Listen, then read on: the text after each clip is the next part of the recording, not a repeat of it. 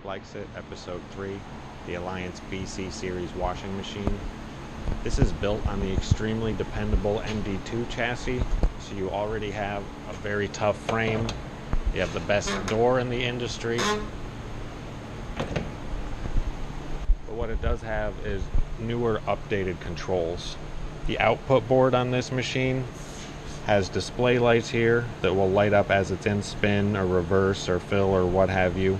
It really helps when you're trying to diagnose the machine to show you what it's trying to do if it's not doing something. The accumulator board on this machine is the easiest board to program I've ever encountered. You literally flip one switch to get into programming mode, and then from the front of the machine you can move through the menus with the star key, start, and the up and down arrows. When you're all done programming, all you do is flip it back.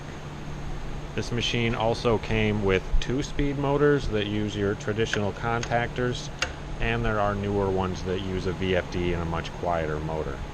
While they both use the same accumulator board, the VFD models have this additional white port on the output board, and the 2-speed models do not.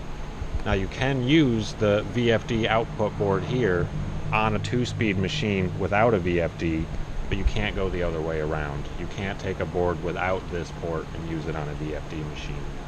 Most of the parts are cross-compatible on this machine.